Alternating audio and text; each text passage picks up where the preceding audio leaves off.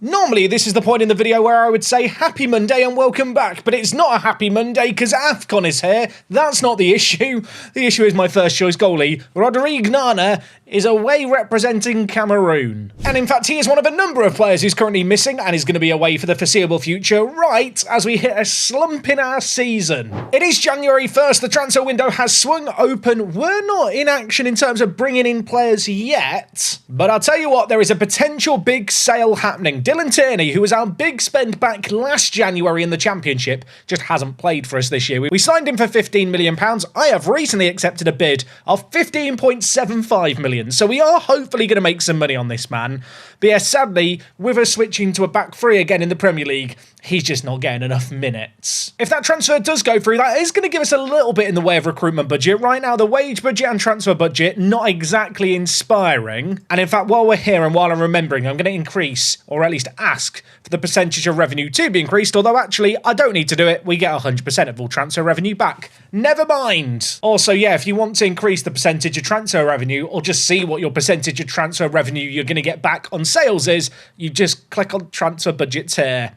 And it's shown. I have no idea why this is so hidden in FM26. Now, just while we're on the topic of finances here at the club, we are in a really healthy position. I kind of alluded over the last couple of episodes to the fact that the Premier League money was going to be transformative, and spoilers, that is very much the case. We are halfway through the season. We now sit with £18 million in the bank. I think we're making roughly £20 million in profit over the last 4 or 5 months, just based on the TV revenue versus all the expenses of wages, transfers. I think we made 1 or 2 of. Hopefully by the end of the year, this is going to be pushing 40 million, which would be absolutely incredible. Naturally, with the first team and with the wages of first team players, where the wages are going up, the amount of profit we make is perhaps going to drop rather sharpish. One thing I want to mention immediately, Aguiar, top goal scorer at the club with 6 goals, is the highest earner. Is he doing enough to justify those wages?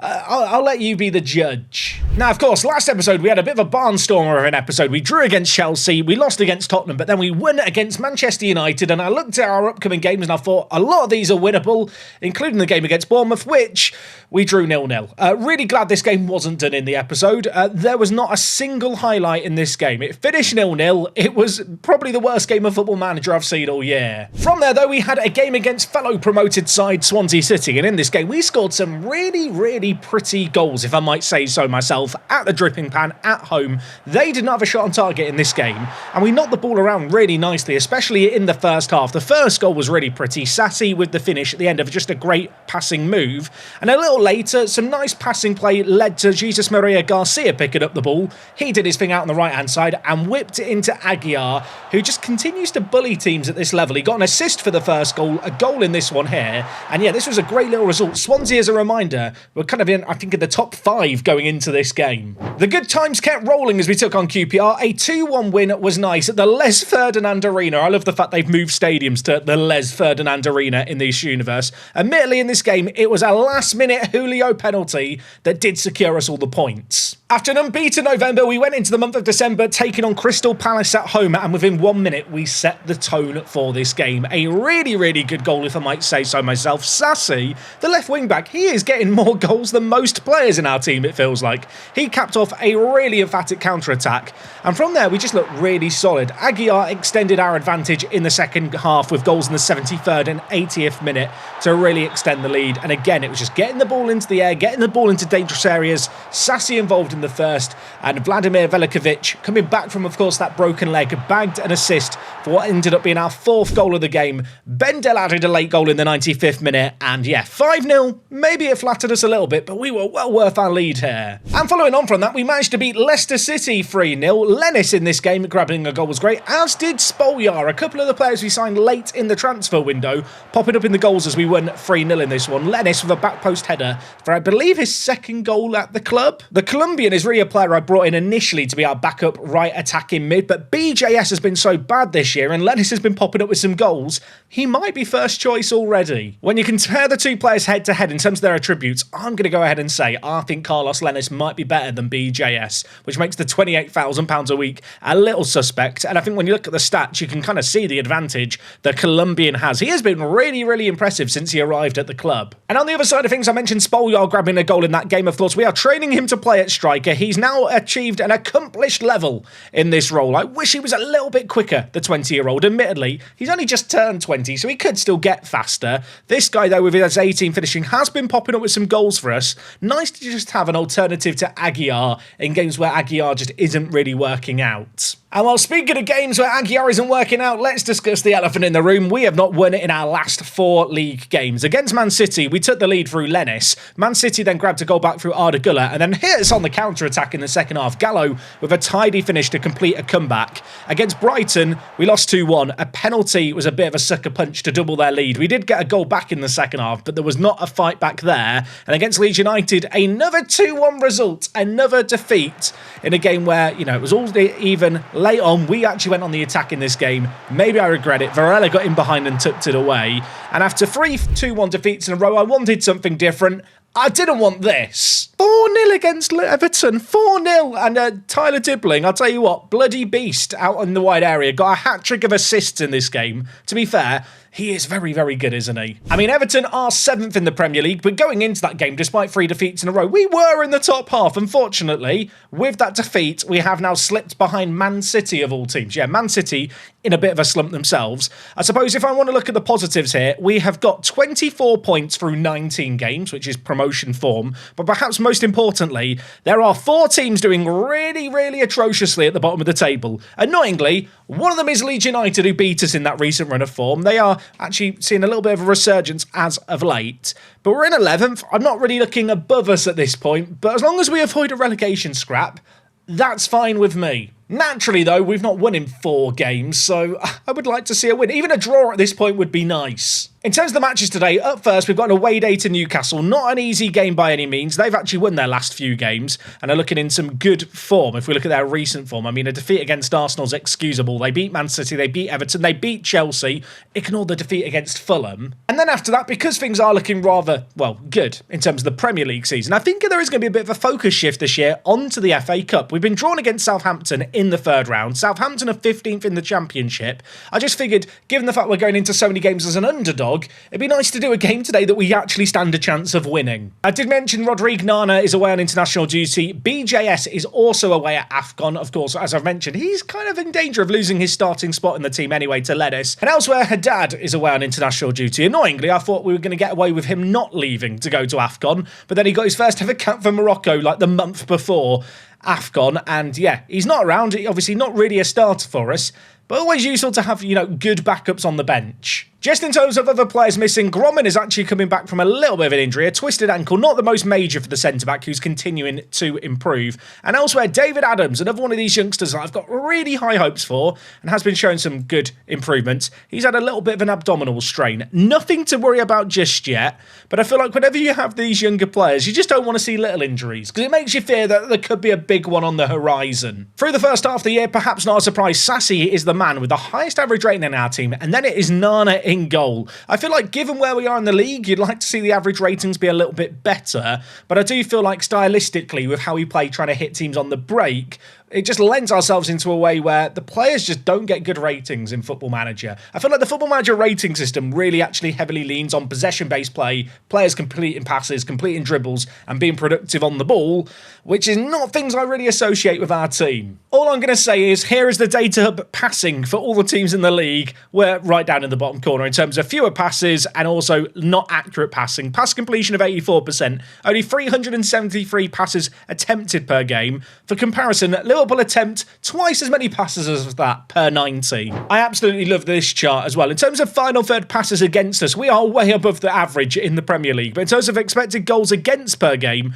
we're actually above average in that area. In terms of, we have less expected goals per game against us at 1.2. So yeah, teams can have the ball in front of us. We're going to park inside our own 18-yard box. We're going to do our defending deep. We'll commit fouls when we need to. And in fact, if you look at the league kind of stats here for most yellow cards, we are still leading the way with 43. We are an inspiration. I mean, in terms of goals scored, 26 goals puts us firmly mid-table, and in terms of goals against, we're actually above average in this regard. We have 26 goals for, 26 goals against. Everything is perfectly balanced here. Now, of course, with Nana at AFCON, Charlie Hardy has been a man we have been calling upon on the regular. Is it a coincidence he's gone in goal for the last 4 games that Nana's been away for? They are the 4 games that we've not won or drawn in. And he has conceded 10 goals and got a 6.62 average rating.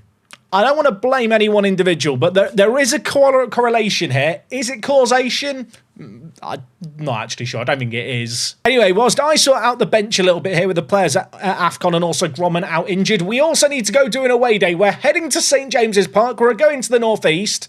Let's go see what it's all about. I don't know why, but for away days, I always like to start like looking at Lewis and then going where we need to go. In my mind, it's like simulating the travel. Here is Newcastle, and here, my friends, is St James's Park. In the heart of Newcastle lays one of my favourite stadiums, actually. And if you're wondering why it's one of my favourite stadiums, it's a bit niche, really. Can you remember LMA Manager? I know LMA Manager gets a lot of mentions on this channel, but it had a stadium creator in it. And in that game, it was always, like, beneficial to have 2 massive stands and then, like, some smaller stands, rather than gradually build up your stadium. And Newcastle's ground always kind of reminded me of the stadiums that I'd create in that game. Anyway, we've landed ourselves by inspecting what I assume is the private car park, and a driveway up here, which I'm going to assume is probably where the team coach goes at some point. I have noticed underground car parking.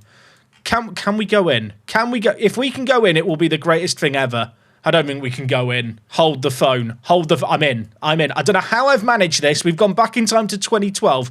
Wait, can you just go from the car? You can go from there just onto the pitch. I mean, I assume that's barricaded on match days, or that's a big security risk. Also, I feel really sorry for the groundsmen, who have basically been told, by the way, lads, you've got to let the Newcastle Street View van into the stadium today. And they're basically having to pause their work so that a bloke with a camera can run around. There's dots on the pitch. Fill me with hope. Give me the drone footage. Oh, here we are. Here is the stadium. I feel like it's kind of amusing, right? But obviously, these older stands, especially in old English grounds, they're built so much into the centre of cities, there is just no room to expand them. You just have to deal with what you've got. And this is St James's Park. And it's just pretty. It's just got proper character, hasn't it? You know, you can play a bit of tennis on your away day, a bit of basketball on your away day before you go to the game, or you just go for a walk around the park. I figured that because the stadium's called St James's Park, this park would be St James's Park. It's not St James's Park, it's Leazer's Park. That makes no sense to me. Here we are, shout out to Derek. A sunny day up in the northeast. I just like this stadium. There's not many stadiums as well where you get kind of grey and black seats. I think they are black, but the camera makes them look grey. There was something bothering me about the stadium and I couldn't work out what it was, and I've realised what it is. There's no seat art here. Like, look, have NUFC written in the seats. Have, I don't know, the Newcastle badge drawn in. Like, it's just all blank seats. Like, you can have some fun with it, Newcastle. You're allowed to do that. Here is a view from the back of this ground. I mean, even this is just a great view. Admittedly, you're not getting much sun. Like, if you're trying to get your vitamin D by coming out for the football, you're not getting it in this part of the stadium. It's just a cool stadium, isn't it, St James's Park? St James's Park, proper football stadium. Not a load to do around it if we're going to be hypercritical. You know, there's not an Odeon cinema, there's not mini golf, there's no bungee jumping. But just for football purity and sanctity, I've got to give it a 6.5 out of 10. And if you are new around here thinking, why only a 6.5? Look, the scale has to have an upper limit. We once did an away day in Poland where there was bungee jumping. That is where we peaked. That was a 10. This didn't have bungee jumping and it wasn't in Poland. Anyway, in terms of team news for this game, we are, of course, missing Home, who's also injured. Her dad is on international duty. And we have Gromman coming back from his injury, which means O'Loughlin is recalled to the first team. He has actually started 5 games this year. I have been rotating things fairly often, but he has been kicking up a stink about a lack of opportunities. He is going to get an opportunity in the back today alongside Jimenez and Pereira. Jimenez, by the way, really improving nicely. The 19-year-old recently signing a long-term deal at the club. Really excited for what he could develop into. Of course, Sassi and Garcia in the wing-back area with Vladimir and Cardozo at centre-mid are as expected. Julio is playing out on the left. He is, of course, our Colombian left-sided player. Kind of surprised he's not got any international caps yet. Same, I suppose, could be said for Lenis. Out on the other hand side, we've got kind of the Colombian connection going on, and Aguiar is playing through the middle. He's had a really red-hot run of form where he was superb. Last few games, he's been a bit more quiet. I need him to step up today. I do kind of feel like, though, as a newly promoted team, you know, a game like this away against Newcastle, it's not exactly going to define our season. I'm looking through their team, and they've got Victor Roque up top, Bakayoko, Palmo at centre mid as well. They've got some proper Football Manager wonder kids. As for our team, I mean, it's just a good team, isn't it? We're going to play our 5 at the back. It's not pretty, but it has worked for us up until like the last 4 games. The snow's coming down. It's January. Is it too late to make a Christmas wish and wish for a Christmas miracle? I just want Charlie Hardy to make some saves. That is my wish. I have to say, and this is a really minor thing, but with Football Manager this year, all the official Premier League licensing and graphics and like all the intro stuff being in the game really does make a difference. It adds a sense of grandeur to these fixtures in Park to Prem versus previous years where, I don't know, it didn't feel much different. The graphics do make a difference, at least for me. If you've been doing a Park to Prem save, let me know. Is that like how you guys feel too? Or am I just weird? There's probably a little bit of that. Anyway, Newcastle in possession here. They've got a Flamingo at the back. Let's hope he falls over on his one leg as Hinchelwood gives it wide to Lewis Hall. Gordon with some space. Back to Hinchelwood. They are knocking the ball around with some confidence here. Victor Roque turns, plays it through the middle. And that is a shocking miss, completely off target. Obviously, the game after this one, I'm probably going to go for it a little bit more an attack from the off. But as has been our game plan this year, I do want to frustrate teams. I've seen some comments saying, you know, Jack, why do you not play the more attacking system from the beginning, given the fact it's worked so well, you know, in other matches where you've changed to it late on? And the simple thing is game state. The way that AI approaches matches and sets up their team, the way in which teams kind of fitness-wise are... and fatigue levels are, that's offside I think, are against us is kind of very different. You know, if I play attacking from the off, it's just not sustainable for 90 minutes. Whereas this style of play where we sit deep, we let players and opposition teams pass it around, run around with the ball, we let them tire themselves out, it actually opens up those opportunities for us to then play on the counter-attack. You know that Simpsons episode where Homer becomes like a professional boxer and he takes all the punches and then just lays a really light punch at the end? That's basically us. If Homer was to just start punching from the beginning, it wouldn't work. And, well, you know what? In this game so far, it has been atrocious. I'm not going to try and jazz it up and put lipstick on a pig, but it's 0-0. And they've had as many shots on target as we have. I'm delighted with your performance. Keep it going. It's kind of bizarre. Really happy with this performance so far. The ratings for our players look atrocious, but it's just the way Football Manager works. I hate the rating system. I really feel like it needs some refinement, and I hope that would come this year. Maybe, you know, with counter-attacking systems being a little bit more viable, I feel like in the new match engine and the new tactic system, you know, tactics in terms of match rating and kind of counter-attacking being rewarded can actually be a thing next year. 57 minutes played here. We've got a lot of bookings in the midfield, which are kind of concerning for me. So we're going to change things up there. I'm going to bring in Addons, who's coming back from a little bit of an injury, but should be fine. I'm also going to bring in Bendel for Cardozo, the 19-year-old. I want to give some game time to, because he has been showing a little bit of development. Elsewhere, I'm looking across our front three. It has not been great in this part of the pitch. Let's bring in Nicolas Silva, and let's bring in Spolyar for Aguiar up top. Obviously, Spolyar, formerly a centre attacking mid. I mean, he can still play there, but he has 18 finishing. And I know I kind of don't believe it. Some of you might not believe it either. Finishing doesn't mean the be-all or end-all in this game, but it's got to be worth something in the case of Spolyar. Right, encourage the players here. Is this a game where I'm happy to play for a draw? Or do we go more attacking? Now, you know what? I'm not going to make changes. They've got a set piece anyway. It's Bakayoko over it. We've got 5 men in the wall. It's shot. It's through the wall. And, well, now we do have to go for it.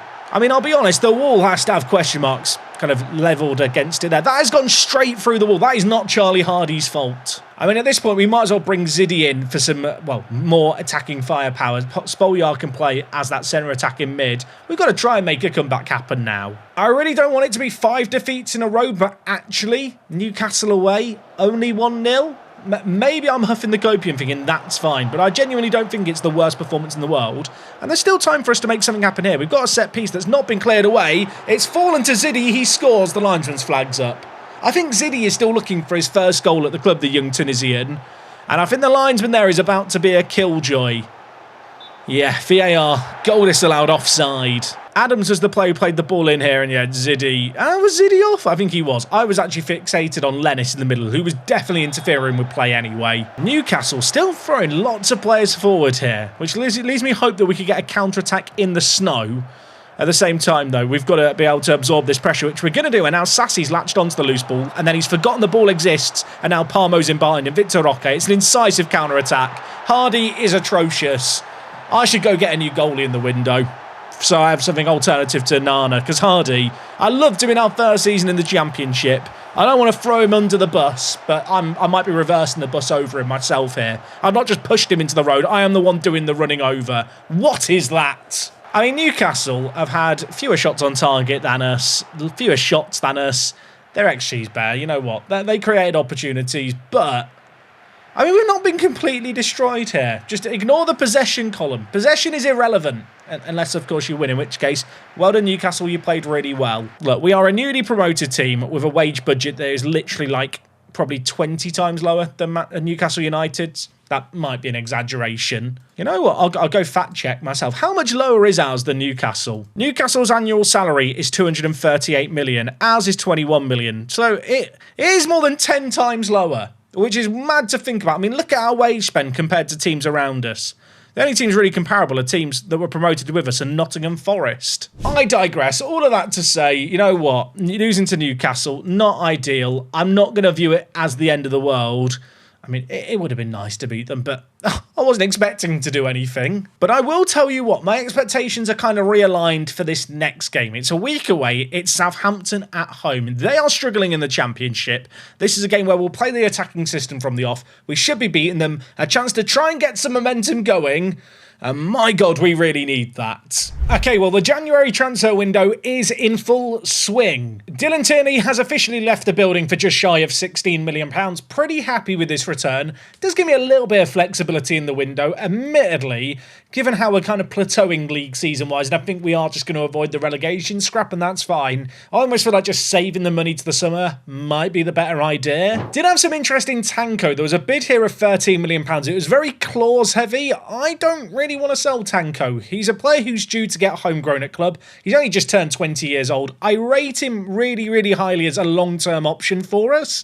Obviously, at the moment, he's in the under-21s. He's the kind of player where if it seems like we're just nailed on to, you know, sustain ourselves in the Premier League, I might just chuck him in the first team for like the last 10 or so games of the season, just to try and give him some game time and let him develop. Would be interested to know, though, if you were going to sell this man, how much would you sell him for? I feel like the fact that he is due to get homegrown at club just holds some real serious value for us. That's actually coming up in less than 6 months' time, which is massive. Besides that, though, I've not pulled the trigger on any transfers just yet. I don't want to make any rash decisions, but you know what? Rather than worrying about transfers, what I really want to worry about is trying to get a win on the board. This is the most winnable game I'm going to have all month. They're a team in the division below us. Yes, there's a few players on international duty. Yes, Sassi and Garcia are suspended, our wing-backs are still backers to beat Southampton. Definitely going to play the more attacking system here, but Garcia and Sassi missing in the wing-back area is a little bit annoying. Some good news, though, by the way. Cameroon crashed out the AFCON early, so as a result of that, Nana is back today. In terms of the rest of the team, we're going with Grommen and Pereira at the back. Two players who aren't the quickest in the world. Of course, they are our two wide centre-backs when we played the three at the back. They're two defenders very good with the ball at their feet.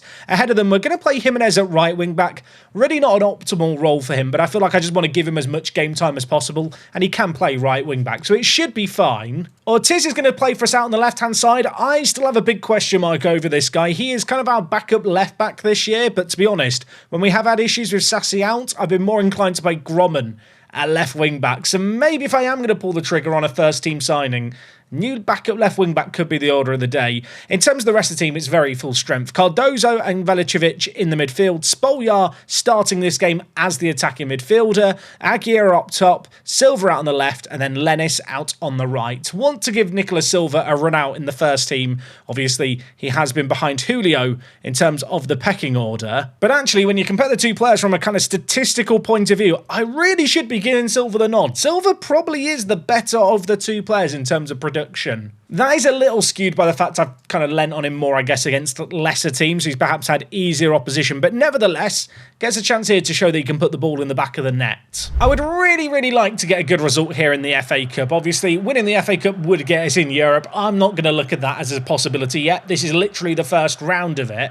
But obviously, if we do crash out of the FA Cup, say at this stage, heaven forbid, it's going to put us in a bit of a weird situation where, unless our season really starts to spiral in the Premier League, we're going to kind of just have a chilled out last few months of the year, which, I don't know, maybe that's not the worst thing in the world. Okay, Silva over the corner. Mentioned the fact that he's been good when we've called upon him. He whips the ball in near post. Pereira heads just over. I've noticed here, Southampton are playing a very, very narrow shape in and out possession. I think we can exploit that. We already have the goalie distribution on distribute to the flanks, but I'm going to change our passing reception to pass into space. Encourage the players to play wider, and also we're going to look for overlaps on both flanks. I feel like our wing-backs and inside forwards should be really, really good at just overwhelming the opposition in the wide area here. I feel like a narrow system can just be abused in Football Manager. We'll see if that is what happens here as well. We lose out on the ball. The tactical changes haven't gone through yet. And suddenly, there on the counter-attack, it's Evans all on his lonesome. Rattles the post. His shot cannons away from danger. No one following up, fortunately for us. Still not away from danger, but not on a collect. That was very nearly a very scary counter-attack. Goalie distribution to the flanks is what I want to see. Not that far up the flanks, though. I'm actually wondering if I should just put the distribution onto fullbacks instead. Just the wing-backs are being targeted, who are going to have a lot more space to operate in. Speaking of fullbacks with space, Ortiz, Silva, Cardozo, Spolyar, Aguiar, Lennis. I'll tell you what, that was a really pretty goal. We've scored some really nice goals this year. I showed a few of them earlier. The ones against Crystal Palace kind of spring to mind. Has been a bit akin to this, kind of just knocking the ball in a really tight, confined space. Lots of players, intricate one touch, getting it out their feet, really nice. And Lennis, tidy finish into the bottom corner. If you are sat there wondering, Jack, have you really just come back for this FA Cup game so you can taste victory on camera? Yeah, partially I have. It's been a miserable month. Let me have my joy as we bully Southampton. I say that, I mean, look, it's a one-goal game. There's lots of football to be played, although Jimenez might have an idea here. He gives it to Lennis, who plays it inside. Aguiar tucks it away. It's 2-0 inside 10 minutes. So much space in these wide areas, kind of doubling up on them. Lennis, really nice turn here. I feel like for less than £1 million, we've got an absolute bargain with the Colombian. I brought him in to be the backup right attacking mid. At this point, I think I'll rate him over BJS. Admittedly, right, it is 2 goals from 2 shots on target. So as good as I'm feeling about how things are going here, it's not like we're completely pinning them back. But you'd imagine now, whoever scores the next goal is really going to determine how this game plays out. If we get a third, it's looking ugly for Southampton. If they get the next, well, maybe they have a chance in this South Coast derby. Silva, Ortiz, crosses it. Aguiar, Jimenez, it's 3-0. And, well, it's a good job the Southampton fans haven't got far to travel home. Who was nervous about Jimenez at wing-back? Like, I'll be honest, he has 10 acceleration and, 12 pace. So as a wing-back, you could look at him and go, why would you play him at wing-back? I think that is now a goal and a secondary assist for him in this game. Oh, why did I say anything? He's got injured. Okay, look, this microphone that I'm talking into, Football Manager can hear me. There is no other explanation for this. Obviously, with how this game's gone, we've looked really confident and good going forward, but obviously, it's easy to look confident and good going forward against significantly worse opposition than the Premier League teams we play on the regular. Aguiar, take a bow, my son. Never mind, don't take a bow, you're offside. That was such a good little header as well. That's really sad. I've just noticed Aguiar would have got a 4th goal contribution had that counted. He's got 2 assists and a goal in this game. Maybe his level is just championship level. Gonna praise the players here. We've been very, very good. I'll be honest, at this point, I'm just consumed by the Jimenez injury. I'm really hoping it's not too serious. Harwood Bellis, throw in on the near side, gives it straight to Cardozo. Very, very generous. It is dawning on me at 3-0. I probably should have rotated things at half-time and taken off some first-teamers. May well do it after this highlight plays out. Creti, filling in at right wing-back. Inside, Spolyar. 18 finishing, ladies and gentlemen. Right, let's make some changes here. Addons in, Bendel in as well at centre mid. I think at the back, Gromanoff for O'Loughlin. Gromman coming back from injury. I have 1 sub left. You know what, Aguiar, you've run your race. You've done great. Let's give Zidane Ziddy the game. He's yet to score for us, the 19-year-old. I have such high hopes for him. He's got great potential. Has been developing really well. And on paper, he looks like a player who should score goals for fun. Getting some of the youngsters out on the pitch here. Maybe could have rotated the team more than I did going into this one, but I didn't. Ziddy's through. Can he score? Welcome, Ziddy. Finally, he breaks his duck. Hopefully the first of many for the youngster. Ortiz with a throw-in on the near side. At this point, I'm just looking for a variety of goal scorers. Ball's put in. Lennis is under it. Cleared away. Bendel to Creti, a right wing-back through the middle. Ziddy turns. Spolyar. You know what? It's just a relief to know our players can put the ball in the back of the net. We've massively overperformed our XG. I don't care. It's 5-0. I feel like Football Manager, morale is important, momentum's important, just confidence is important. we've not had a lot of any of those things lately, so 5-0 is a nice way to hopefully kickstart this kind of next second half of the season. Right, how bad is this Jimenez injury? Twisted ankle. You know what? 10 days to 2 weeks. It could have been a lot worse. Lennis, by the way, picking up man of the match in that game. We love to see it. And finally, there is a blotch of green on our recent results, which is nice to see because it has been a struggle lately. Now, in terms of the Premier League season, I don't want to get too complacent because we have lost our last 5 on the bounce, but I'm hoping we can get things going again. We are currently 9 points clear of the drop. We're just beyond the halfway point in the season. In our next 18 games, to be safe, we need 16 points. I'd like to think we are capable of doing that. Would absolutely love to know down in the comments, where would you be improving the team if you were me? How should I be spending my budget? Should I be spending the budget? Or is it maybe just sensible to hold on to it? Let me know your thoughts down below. Besides all of that, hopefully we can go on a good little run of form until I'm back next time. We could be back with some FA Cup action. You never know. We'll see what's happening. Hopefully you've enjoyed today's video. We're back tomorrow as always. It is me, Jack. And I will talk to you guys in a bit. I'm out.